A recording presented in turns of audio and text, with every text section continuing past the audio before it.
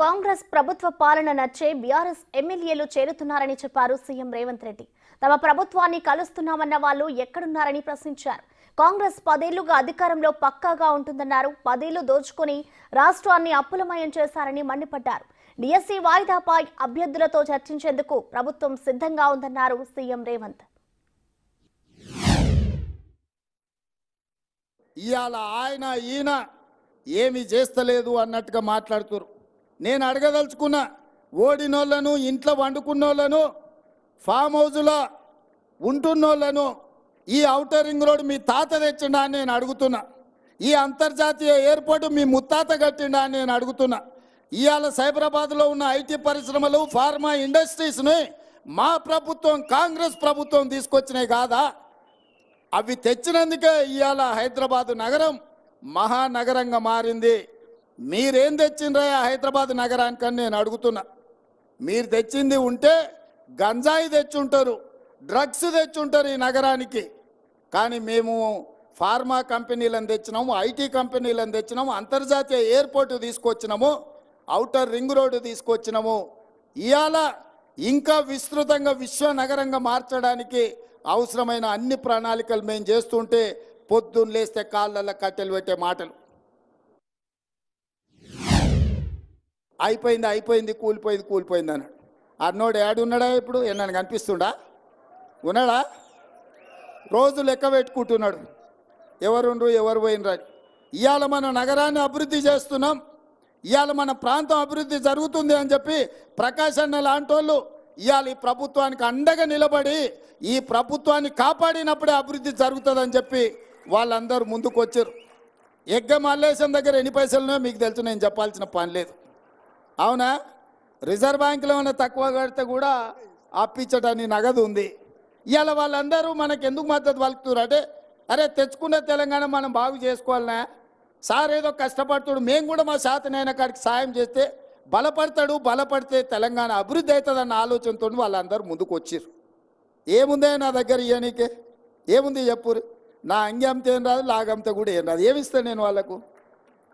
ప్రకాశ్ అన్నకో ఎగ్గ మల్లేశంకో ఏమి ఇవ్వగలిగినాము?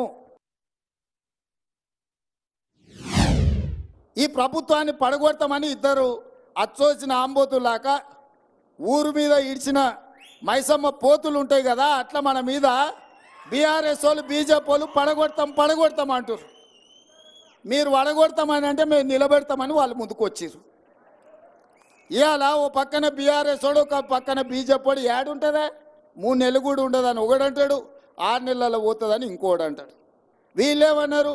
3 నెలలు 6 నెలలు కాదు, 10 ఏళ్ళు ఈ ప్రభుత్వం ఉంటుంది. 2004 నుంచి 2014 వరకు ఎట్లయితే జనరంజకమైన పాలన నాడు కాంగ్రెస్ పార్టీ అందించిందో, ఈ దేశానికి బలమైన నాయకత్వాన్ని అందించిన మన్మోహన్ సింగ్ మేధావి ఈ దేశాన్ని అభివృద్ధి పదం వైపు నడిపించిండో, అట్లా మళ్ళా కనీసం 10 ఏళ్ళు మళ్ళీ రాష్ట్రాన్ని అభివృద్ధి చేయడానికి ఉంటారు అని చెప్పి వాళ్ళందరూ అండగా నిలబడ్డారు. ఇక నిన్నమన్న అది చేయలే, ఇది అలా 10 ఏళ్ళు చేయనోడు, ఉన్నదంతా అమ్ముకొని తుడిచిపెట్టుకపోయినోడు 7 లక్షల కోట్ల రూపాయల అప్పు తెచ్చి నెత్తి మీద పెట్టి దివాలా తీపించండి సంసారం. ఏం చేద్దామన్నా అప్పులు వెళ్తున్నాయి. ఏ గూట్ల చేయి పెట్టినా అప్పుల సిట్టి కాగితమే బయటికి వెళ్తుంది. పొద్దున్న లేతే పకిరోడు మన ఇంటికానే ఉంటుండు, పటాన్ మన ఇంటికానే ఉంటుండు. నువ్వు బాకీ ఉన్నావు, అప్పు కడతావా లేదా అని. ఆ ఎల్లా సంవత్సరానికి 6,500 కోట్ల రూపాయలు అప్పు కట్టేది ఉండే. ఇవాళ ఈ మొనగాడు చేసిన పనికి నెల 1వ తారీఖు నాడు, ప్రతి నెల 1వ తారీఖు నాడు 7,000 కోట్ల రూపాయలు మిత్తి కడుతున్నాం నేను, మా బట్టి విక్రమార్క.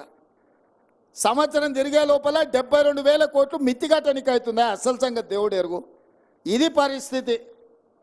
ఎందుకు ఇవన్నీ చెప్తున్నా అంటే మీకు అన్ని లెక్కలు తెలవాలి. ఇవాళ సంసారము అప్పుల పాలైంది.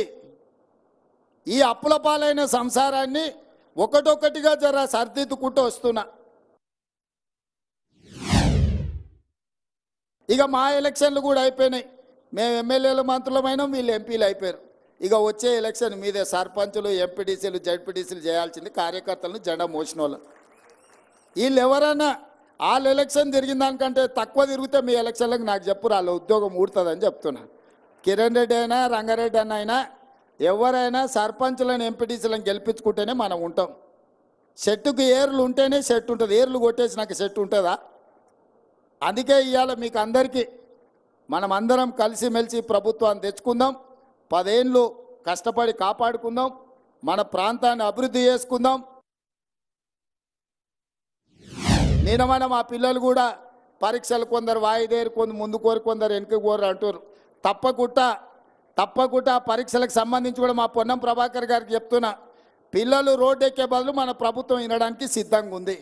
ఏందాన్ని ఉంటే పోయి మంత్రులను కలుగురు, మీ సాధక బాధకాలు ఉంటే ఇను చెప్పురి, తప్పకుండా ఇని మీ సమస్యల్ని పరిష్కరించే బాధ్యత మాది.